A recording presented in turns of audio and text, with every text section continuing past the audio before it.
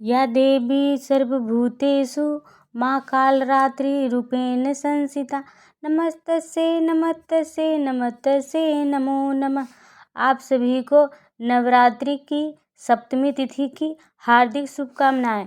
सप्तमी तिथि को माँ कालरात्रि की पूजा की जाती है।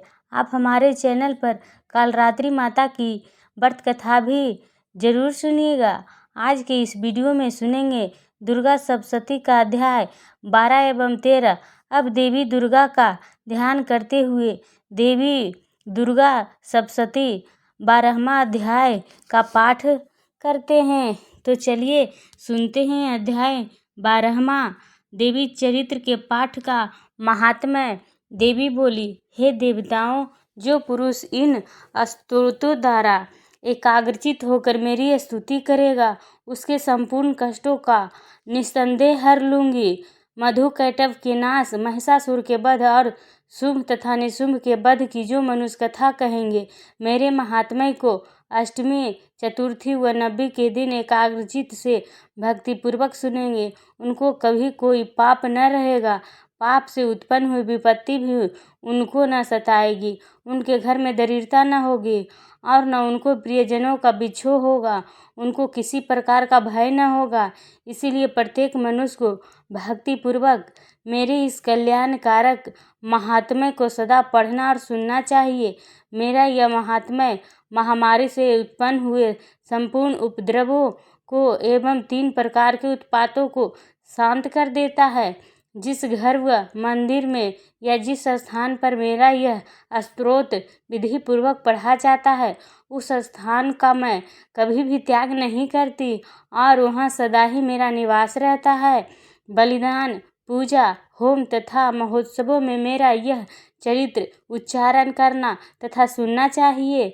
ऐसा हवन या पूजन मनुष्य जानकर या बिना जाने करे, मैं उसे तुरंत ग्रहण कर लेती हूँ। और शरद काल में प्रत्येक वर्ष जो महापूजा की जाती है, उनमें मनुष्य भक्तिपूर्वक मेरा यह महात्म्य सुनकर सब विपत्तियों से छूट जाता है और धन धान तथा पुत्र आदि से संपन्न हो जाता है।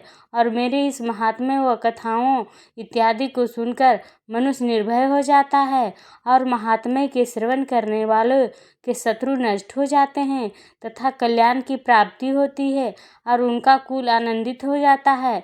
सब कष्ट शांत हो जाते हैं तथा भयंकर स्वप्न दिखाई देना तथा घरेलू दुख इत्यादि सब मिट जाते हैं। बाल ग्रहों में ग्रसित बालकों के लिए यह मेरा महात्म्य परम शांति देने वाला है। मनुष्यों में फूट पड़ने पर यह भली भांति मृत्यता कराने वाला है। मेरा यह महात्म्य मनुष्यों को मेरी जैसी सामर्थ्य की प्राप्ति कराने वाला है।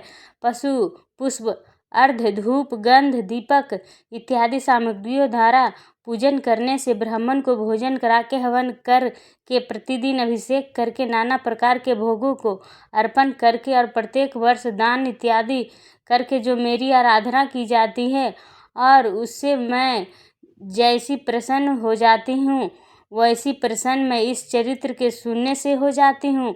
यह महात्म्य श्रवण करने पर पापों को हर लेता है तथा आरोग्य प्रदान करता है। मेरे प्रादुर्भाव का कीर्तन दुष्ट प्राणियों से रक्षा करने वाला है। युद्ध में दुष्ट दैत्यों का संहार करने वाला है। इसके सुनने से मनुष्य को शत्रुओं का भय नहीं रहता। हे देवताओं, तुमने जो मेरी स्तुति की है अथवा ब्रह्मा जी ने जो मेरी स्तुति की है, वह मनुष्यों को कल्याणमय बुद्धि प्रदान करने वाली है। वन में, शून्य मार्ग में अथवा दावानल से घिर जाने पर, वन में चोरों से घुरा हुआ या शत्रुओं द्वारा पकड़ा हुआ, जंगल में सिंहों से, व्याघ्रों से या जंगली हाथियों द्वारा पीछा किया हुआ, राजा के क्रुद्ध हो जाने पर, मारे जाने के भय से, समुद्र में नाव के डगमगाने पर, भयंकर युद्ध में फंसा होने पर, किसी भी प्रकार की पीड़ा से पीड़ित, घोर बाधाओं से दुखी हुआ मनुष्य मेरे इस चरित्र को स्मरण करने से संकट से मुक्त हो जाता है।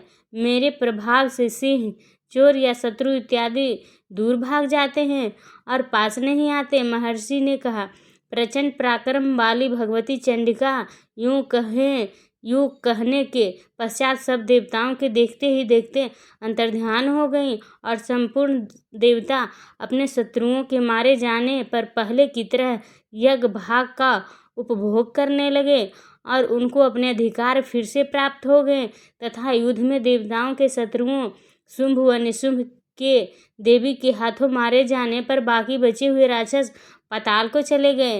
हे राजन, इस प्रकार भगवती अंबिका नित्य होती हुई भी बार बार प्रकट होकर इस जगत का पालन करती हैं, इसको मोहित करती हैं, जन्म देती हैं और प्रार्थना करने पर समृद्धि प्रदान करती हैं। हे राजन, भगवती ही महाप्रलय के समय महामारी का रूप धारण करती हैं और वही संपूर्ण ब्रह्मांड में व्याप्त हैं और वही भगवती समय समय पर महाकाली तथा महामारी का रूप बनाती हैं और स्वयं अजन्मा होती हुई भी सृष्टि के रूप में प्रकट होती हैं। वह सनातनी देवी प्राणियों का पालन करती हैं और वही मनुष्य के अभ्युदय के समय घर में लक्ष्मी का रूप बनाकर स्थित हो जाती हैं तथा अभाव के समय दरिद्रता बनकर विनाश का कारण बन जाती हैं। पुष्प, धूप और गंध आदि से पूजन करके उसकी स्तुति करने से वह धन एवं पुत्र देती हैं और धर्म में शुभ वृद्धि प्रदान करती हैं। ये थी 12वां अध्याय जो पूर्ण हुआ। चलिए अब हम 13वां अध्याय का श्रवण करते हैं। 13वां अध्याय राजा सुरथ और वैश्य को देवी का वरदान। महर्षि मेधा ने कहा, हे राजन, इस प्रकार देवी के उत्तम महात्म्य का वर्णन मैंने तुमको सुनाया। जगत को धारण करने वाली इस देवी का ऐसा ही प्रभाव है। वही देवी ज्ञान को देने वाली हैं और भगवान विष्णु की इस माया के प्रभाव से तुम और यह वैश्य तथा अन्य विवेकी जन मोहित होते हैं और भविष्य में मोहित होंगे। हे राजन, तुम इसी परमेश्वरी की शरण में जाओ। यही भगवती आराधना करने पर मनुष्य को भोग, स्वर्ग तथा मोक्ष प्रदान करती हैं। मार्कंडेय जी ने कहा, महर्षि मेधा की यह बात सुनकर राजा सुरथ ने उन उग्र व्रत वाले ऋषि को प्रणाम किया और राज्य के छिन जाने के कारण उसके मन में अत्यंत ग्लानि हुई और वह राजा तथा वैश्य तपस्या के लिए वन को चले गए और नदी के तट पर आसन लगाकर भगवती के दर्शनों के लिए तपस्या करने लगे।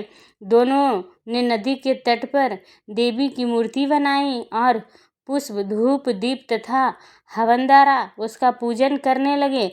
पहले उन्होंने आहार को कम कर दिया, फिर बिल्कुल निराहार रहकर भगवती में मन लगाकर एकाग्रता पूर्वक उसकी आराधना करने लगे। वह दोनों अपने शरीर के रक्त से देवी को बलि देते हुए 3 वर्ष तक लगातार भगवती की आराधना करते रहे।